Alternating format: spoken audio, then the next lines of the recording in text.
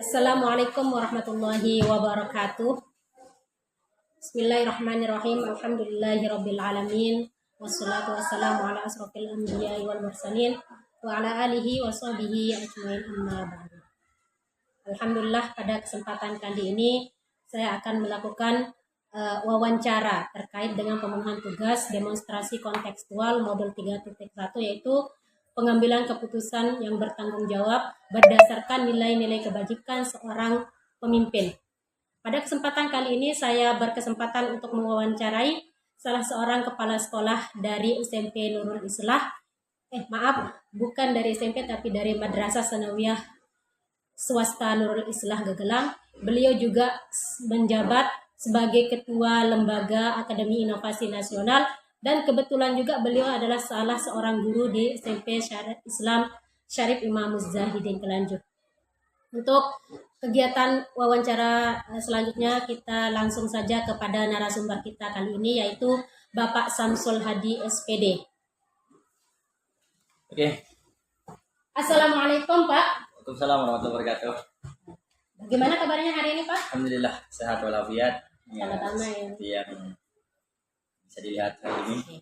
Baik Pak, pertama-tama saya ingin mengucapkan terima kasih dulu atas kesempatan dan kesediaan Bapak untuk saya wawancarai.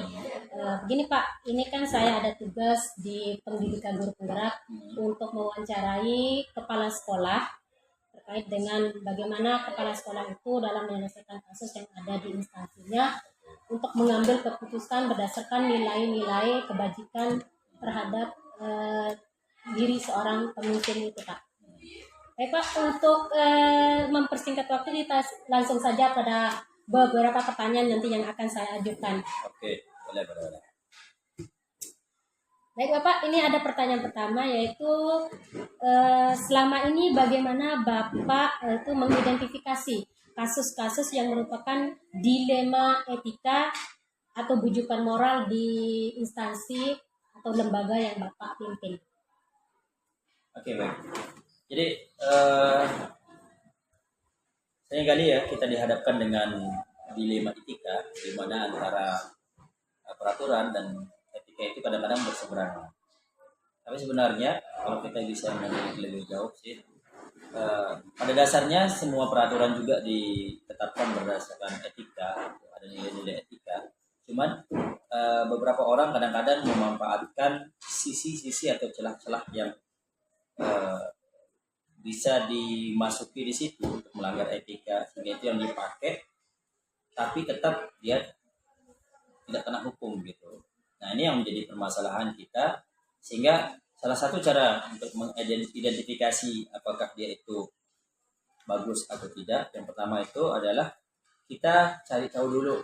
Pertama, apa sih latar belakang? Karena seorang itu atau anak-anak misalkan ketika mereka tidak sekolah umpamanya, atau ketika mereka tidak nurut kepada seorang guru, maka tugas kita sebagai guru itu adalah mencari tahu apa penyebab anak itu sebenarnya. Oke, berarti di sini bisa saya tangkap yang Bapak lakukan terhadap identifikasi dari kasus dilema etika itu adalah mencari tahu terlebih dahulu latar belakang dari permasalahan tadi itu ya Pak. Karena kadang-kadang seorang anak itu kan ke sekolah itu berangkat biasanya dari mungkin dari keluarga yang berantakan atau hati yang tidak karuan. Mungkin ketika nyampe di sekolah, hal-hal seperti itulah yang perlu dicari tahu, dianalisis oleh seorang guru sebelum seorang guru itu menjatuhkan kayak punishment dan lain sebagainya. Baik Bapak, tadi itu untuk pertanyaan pertama. Ini ada pertanyaan, kita lanjut ke pertanyaan berikutnya Pak ya. Selama ini Pak, bagaimana Bapak menjalankan pengambilan keputusan di sekolah Bapak, terutama untuk kasus-kasus di mana ada dua kepentingan Pak. Ini kan kita bahas masalah dilema etika. Dan ada dua kepentingan yang sama-sama benar atau sama-sama mengandung nilai kebajikan. Kira-kira itu Bapak bagaimana cara pengambilan keputusan terhadap kedua dilema tadi, kepentingan tadi? Baik. Jadi untuk pengambilan keputusan itu dalam satu lingkup sekolah itu kan itu satu circle yang kita dalam bentuk lingkaran di situ. Jadi seorang kepala sekolah itu juga meskipun kedudukannya sebagai kepala sekolah, namun dia juga punya apa istilahnya itu, orang-orang yang harus diajak mereka kerjasama seperti komite wakil kesiswaan dan lain sebagainya. Nah, mereka itu semua harus dilibatkan tuh untuk memutuskan satu permasalahan, sehingga baik dan buruknya, benar atau salahnya ataupun apalah istilahnya itu diambil berdasarkan satu musyawarah mufakat. Mana semua guru-guru itu beradu argumen, beradu pendapat mana yang harus diutamakan. Gitu. Jadi kepala sekolah itu harus bisa melihat mana skala prioritas dan tidak, dengan cara berdiskusi dengan lingkungan sekolah, misalkan kayak komite sekolah atau ke bawahnya itu wakil-wakil kesiswaan atau kurikulum dan sebagainya. Jadi dalam pengambilan keputusan yang mana nilai tadi itu sama-sama penting, Bapak melakukan dengan cara musyawarah dan melibatkan komite atau warga yang ada ya, warga sekolah yang ada. Oke, kita lanjut ke pertanyaan berikutnya Bapak ya. Langkah-langkah atau prosedur seperti apa yang biasa Bapak lakukan selama ini? Untuk apa? Dalam penyelesaian masalah dilema etika tadi. Oke. Tentunya ya, ketika menyelesaikan sebuah masalah di tingkat sekolahan, hal yang pertama itu yang dilakukan adalah kan koordinasi pertama dengan wali kelas. Setelah wali kelas itu baru ke BK gitu ya. Nah, dari BK itu nanti mungkin ada surat pemanggilan, surat peringatan dan lain sebagainya yang dilayangkan kepada orang tua siswa. Nah, setelah dilayangkan kepada orang tua siswa itu, maka akan timbul diskusi antara kepala sekolah, wakil kesiswaan mungkin atau wali kelasnya dengan wali santri atau wali siswa itu sendiri. Sehingga nanti dari kesepakatan itu akan timbul satu kesepakatan begitu ya, dari musyawarah tersebut akan timbul satu pernyataan atau kesepakatan. Misalkan anak ini akan mengulangi hal yang sama di waktu yang akan datang, apa konsekuensi yang akan diberikan oleh pihak sekolah. Dan pastinya itu pengambilan konsekuensi itu tidak satu arah maksud saya dari sekolahan saja, tapi antara orang tua siswa dan pihak sekolah. Jadi tidak ada yang keberatan nanti ketika hal itu terulang kembali. Jadi di sini intinya Bapak lebih mengandalkan kepada koordinasi ya, antara yang terlibat, baik itu wali kelas, guru BK, kemudian membuat surat pemanggilan, dan terakhir nanti akan dipanggil orang tua, kemudian di situ akan dilakukan apa istilahnya musyawarah lagi sama orang tua ya. Oke. Kemudian pertanyaan berikutnya Bapak di sini, hal-hal apa saja yang selama ini Bapak anggap efektif dalam pengambilan keputusan pada kasus-kasus yang berkaitan dengan dilema etika tadi Pak?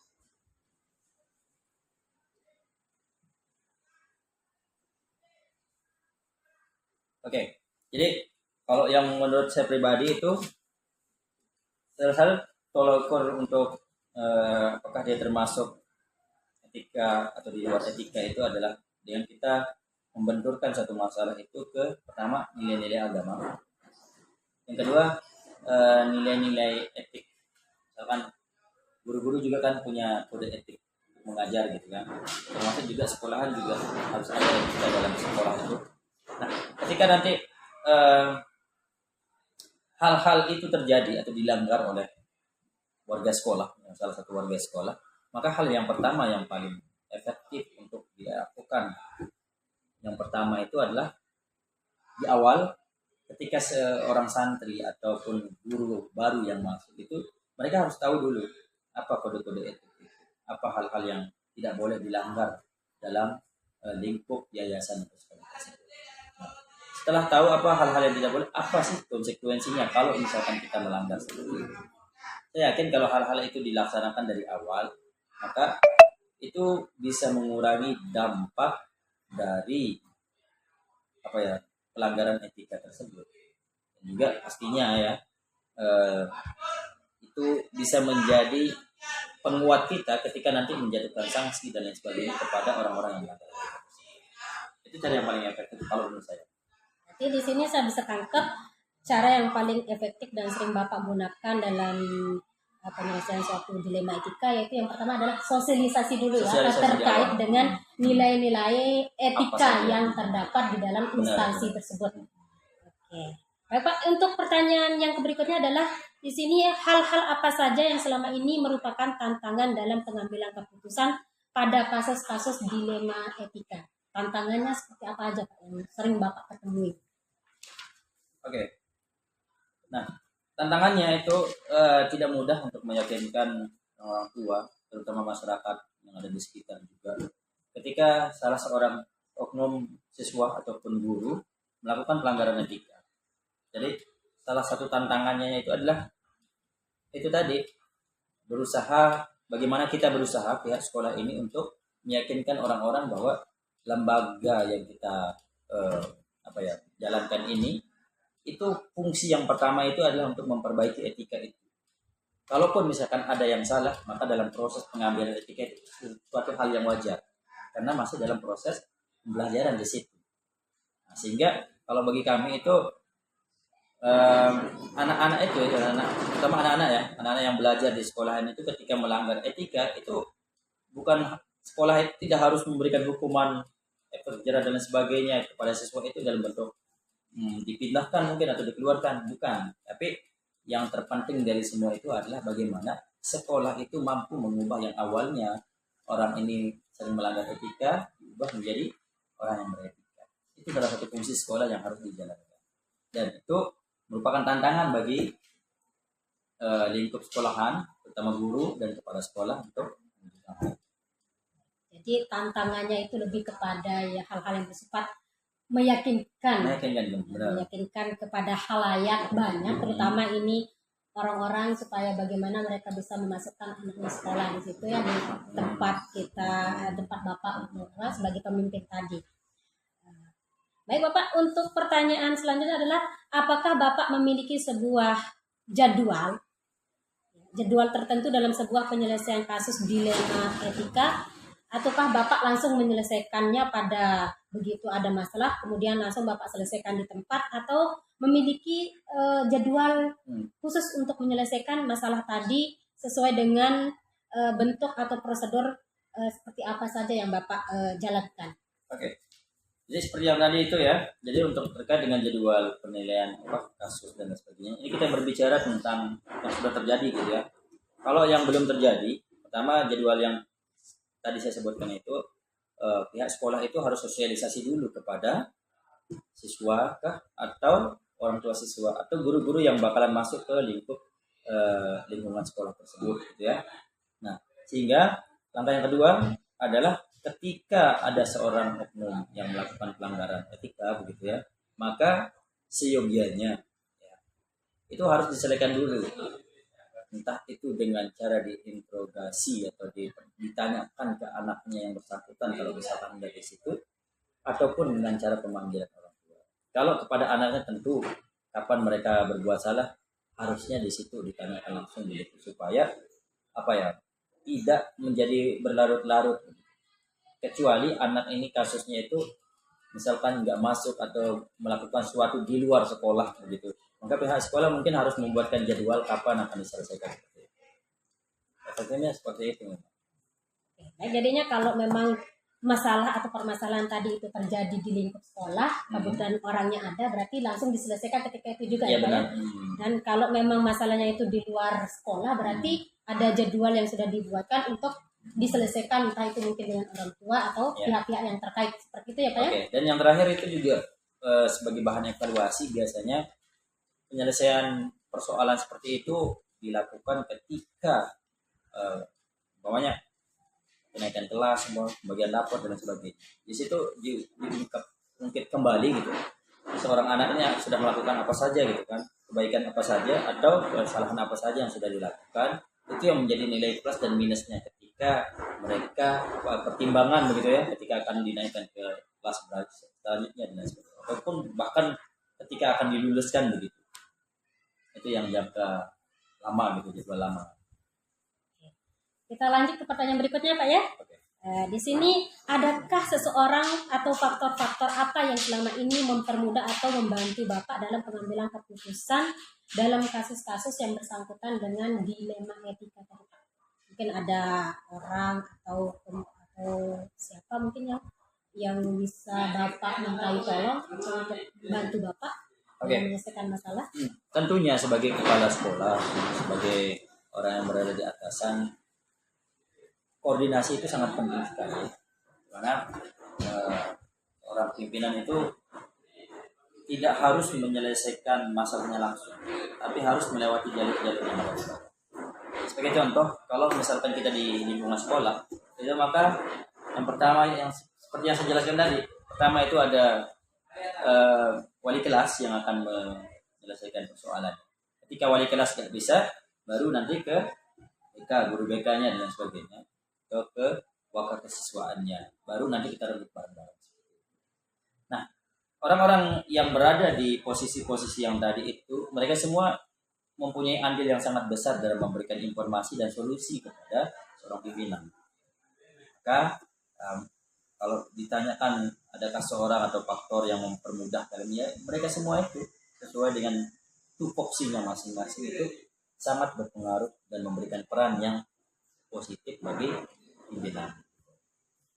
Jadi di sini tentunya Bapak tidak sendiri ya dalam menyelesaikan masalah tadi, tapi melibatkan wali kelas pertama dulu, kemudian guru BK, kemudian ada wakil kesiswaan yang akan dimintai tolong untuk menyelesaikan permasalahan yang terkait dengan siswa. Dan ini Pak, kalau misalkan ini permasalahannya di luar siswa, misalkan manajemen sekolah. Oke. Ini juga ya, betul mengingat. Ketika nanti semua orang ini menemukan jalan buntu, tidak ada solusi yang bisa ditawarkan atau ditemukan di saat itu, maka dalam sistem sebuah sekolah itu kan ada istilahnya pengawas gitu ya, entah itu pengawas madrasah, pengawas KKM dan lain sebagainya. Maka orang-orang itu ya tugasnya untuk memberikan arahan apa sih hal langkah yang harus dilakukan oleh sekolah. Atau kalau misalkan gitu ya, kita bingung, dulu sempat juga ada terjadi satu kasus dengan siswa itu yang guru-guru ini juga tidak tahu bagaimana cara mencapai solusi atau apa yang akan diberikan kepada anak ini. Maka kami undang orang ketiga. Orang ketiga ini dalam artian ahli, entah itu ahli psikologis kah atau dinas perlindungan anak kah atau apa sifatnya, yang kira-kira mereka punya pengetahuan yang lebih tentang penanganan anak-anak yang memiliki kasus-kasus seperti yang tadi itu. Nah, kalau sifatnya seperti manajemen atau manajerial sekolahan, tentunya kita harus berkoordinasi dengan pengawas tadi itu yang lebih tahu seluk-beluk tentang administrasi dan lain sebagainya. Nah, kalau dia di tingkat yayasan, maka koordinasinya itu ke ketua yayasan atau orang-orang yang terlibat di situ. Bahkan salah satunya itu adalah komite sekolah, harus memberikan sumbangsi pemikiran seperti apa sih yang harus dijalankan oleh sekolah. Ya, semua orang tentunya akan dilibatkan, iya, dari komite, pengawas, bahkan mengundang ahli sekali. Benar sekali. Ini Pak, terakhir ini pertanyaan dari saya ya, terkait dengan dari semua hal yang telah disampaikan tadi ya, pembelajaran apa kira-kira yang dapat Bapak petik dari pengalaman Bapak mengambil keputusan selama ini dalam menyelesaikan permasalahan yang terkait dengan dilema etika? Oke, tentunya kalau berbicara tentang pembelajaran apa yang dipetik itu sangat banyak sekali. Salah satunya kita dengan adanya persoalan etika ini itu mengharuskan kita yang pertama itu harus punya wawasan lebih jauh, lebih tinggi lagi terkait dengan etika ini. Karena kadang-kadang apa yang menurut kita baik belum tentu menurut orang lain baik. Apa yang menurut orang baik juga belum tentu di kita itu baik. Maka kita perlu satu tolok ukur yang menjadi acuan bersama yang sifatnya itu mutlak. Kalau kita berbicara lebih jauh lagi, maka disitulah fungsi agama sebenarnya, atau nilai-nilai moral Pancasila, undang-undang dan sebagainya di situ diterapkan. Kalau kita berbicara lebih jauh, nah nilai-nilai yang ada di Pancasila, nilai-nilai yang ada di undang-undang maupun di agama dan kitab suci mereka itu menjadi tolak ukur yang mutlak. Ya ketika itu dilanggar, maka itu bisa dikenakan sanksi dan lain sebagainya atau dianggap melanggar etika bagi para pelanggarnya. Ya. Nah, yang kedua dari kegiatan dari persoalan-persoalan yang ada itu, sebenarnya kita diajarkan untuk membangun sebuah kolaborasi. Bahwa pemimpin itu segala halnya itu tidak mutlak ditentukan oleh kita. Tapi seorang pemimpin yang baik itu pasti akan berkoordinasi dengan orang-orang yang ada di sekeliling mereka. Jadi tidak sistemnya itu, kalau di kami ya, bukan pemimpin itu bukan apa istilahnya sekarang itu ya, otoriter atau apa gitu ya, bukan otoriter yang semuanya harus sesuai kehendak dia. Gitu. Tapi seorang pemimpin yang bijaksana itu adalah yang mau melibatkan orang-orang lain untuk menyelesaikan satu persoalan. Itu pelajaran yang paling berharga bagi kita. Kolaborasi untuk menentukan sebuah aksi. Baik, di sini jadinya pelajaran yang bisa Bapak ambil itu dari segi wawasan, dari segi wawasan kita harus akan lebih bertambah lagi, baik itu nanti berkaitan dengan nilai-nilai Pancasila maupun nilai undang-undang serta agama, Pak ya.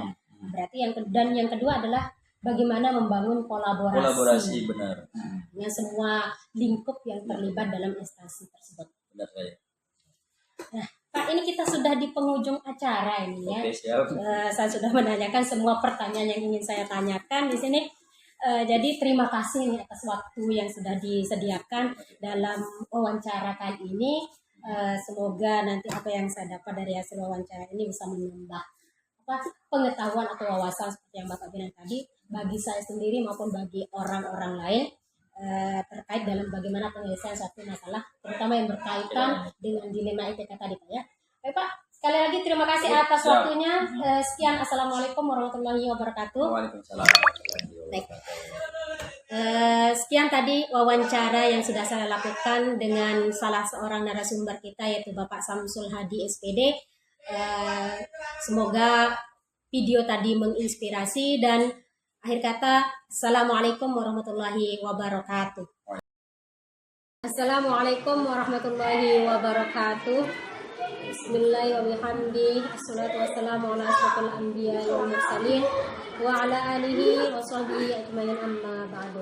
Alhamdulillah pada kesempatan hari ini saya berkesempatan untuk mewawancarai Kepala Sekolah SMP Islam Syarif Imam Muzahidin dalam rangka memenuhi tugas demonstrasi kontekstual modul 3.1. Untuk lebih jelasnya kita langsung saja kepada narasumber kita hari ini yaitu Bapak M. Kamil Fahroni SPD. Ya. Assalamualaikum warahmatullahi wabarakatuh, Pak. Waalaikumsalam warahmatullahi wabarakatuh. Baik Bapak, ini kenal dulu, saya Zuria Hidayati. Saya ada tugas untuk di guru penggerak untuk mewawancarai kepala sekolah terkait dengan pengambilan keputusan berdasarkan nilai-nilai kebajikan seorang pemimpin, Pak, dalam rangka memenuhi tugas demonstrasi kontekstual modul 3.1. Baik Bapak, di sini saya ada beberapa pertanyaan yang nanti akan saya tanyakan kepada Bapak terkait dengan hal itu. Apakah Bapak bersedia? Siap.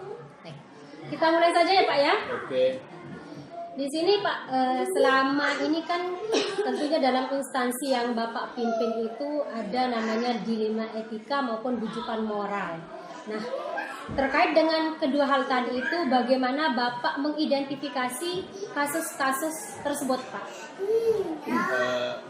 Menurut saya, kalau dilema etikanya itu ketika seseorang itu dihadapkan pada dua atau lebih pilihan, maka semuanya memiliki aspek yang etis, tetapi sulit untuk menentukan mana yang benar karena setiap pilihan memiliki konsekuensi moral yang paling bertentangan.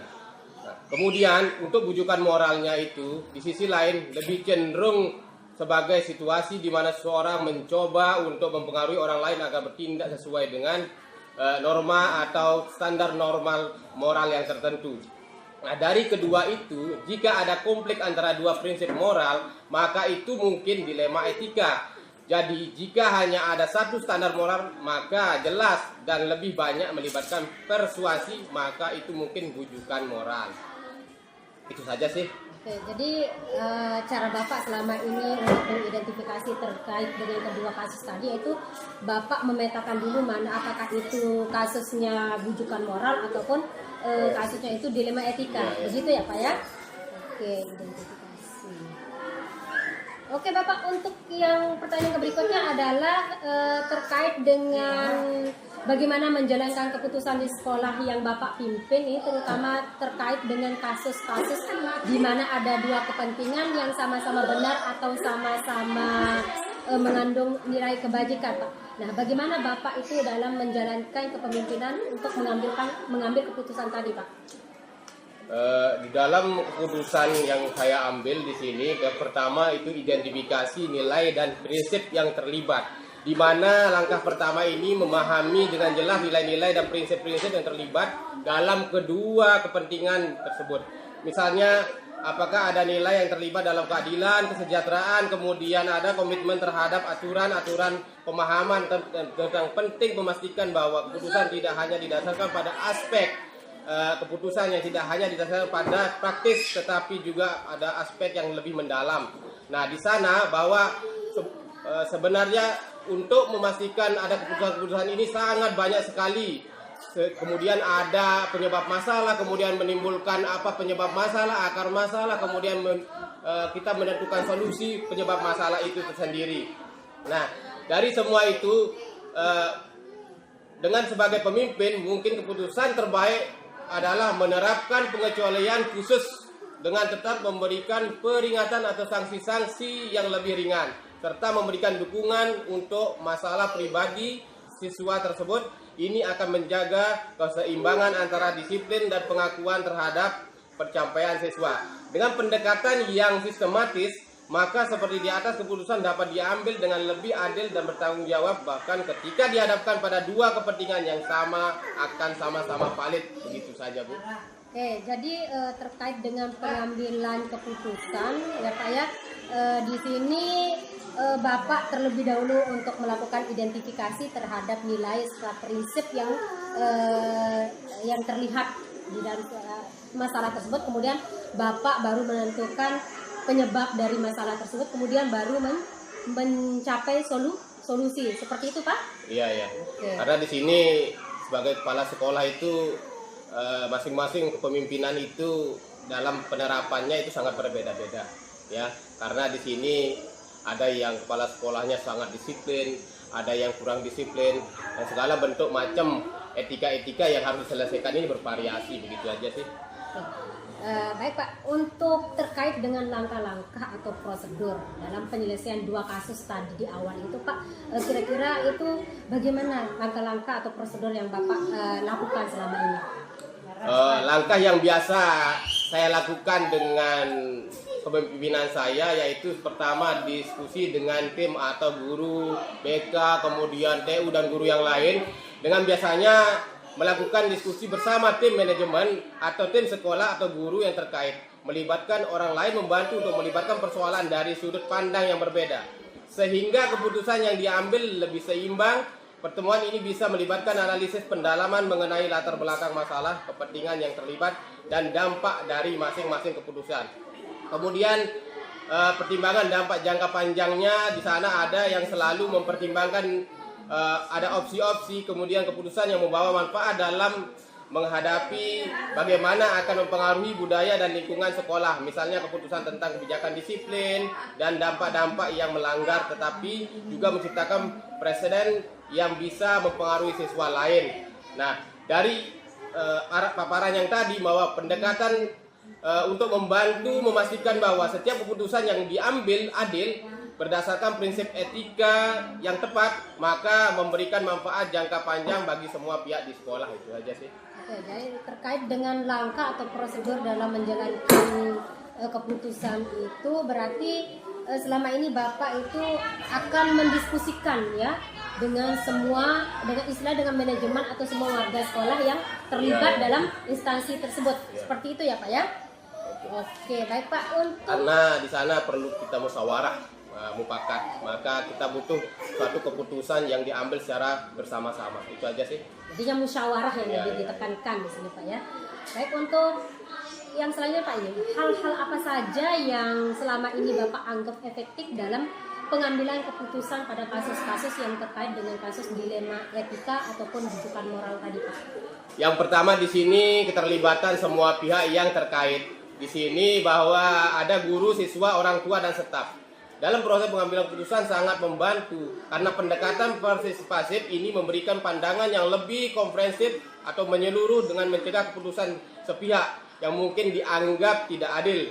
Dengan mendengar perseptif semua pihak, solusi yang diambil cenderung lebih diterima oleh semua kalangan, baik halayak umum maupun dengan yang di khususnya. Kemudian dengan berfokus pada prinsip-prinsip tersebut, bahwa saya merasa bahwa keputusan yang diambil dalam menghadapi dilema etika itu lebih efektif, adil dan dapat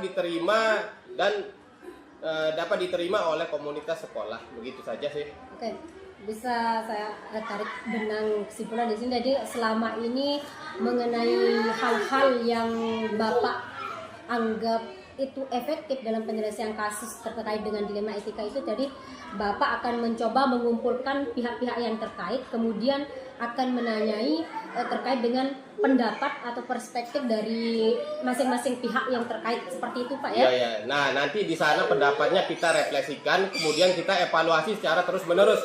Kemudian di sana bahwa akan muncul apakah keputusan tersebut berjalan sesuai dengan harapan, sangat membantu, atau kemungkinan pembelajaran kelanjutan, kemungkinan perbaikan dalam proses pengambilan keputusan di masa depan. Begitu saja sih.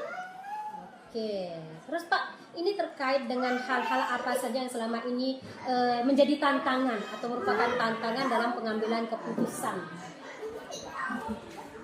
Yang pertama, beberapa tantangan yang kita hadapi di sini yaitu konflik antara nilai yang sama-sama penting. Di sini berdasarkan bahwa ada ketika dua nilai atau prinsip yang sama-sama penting berbenturan, maka misalnya keadilan dan kesejahteraan siswa seringkali berada di dua sisi yang berlawanan. Kemudian keputusan yang menegakkan aturan bermungkin mengabaikan situasi khusus siswa. Sementara memprioritaskan kesejahteraan siswa bisa dianggap melemahkan disiplin. Mengatasi konflik ini bahwa seringkali memerlukan keseimbangan yang sulit tercapai, begitu. Nah, dari yang tadi pemaparan saya yang tadi saya ilustrasikan, maka mengatasi tantangan-tantangan ini memerlukan kesabaran, keterampilan komunikasi yang baik serta pendekatan yang fleksibel. Setiap tantangan dalam pengambilan keputusan, maka setiap tantangan dalam pengambilan keputusan dilema etika memerlukan strategi yang hati-hati dan terkadang kreatif untuk menemukan solusi yang paling seimbang dan dapat diterima. Itu saja sih. Oke, jadi terkait dengan tantangan tadi berarti itu antara dua nilai yang saling berkepentingan itu, jadinya itu yang menurut Bapak yang menjadi tantangan terbesar ya, mana menentukan prioritas, yang mana yang lebih penting dari yang penting tadi itu Pak ya. Oke.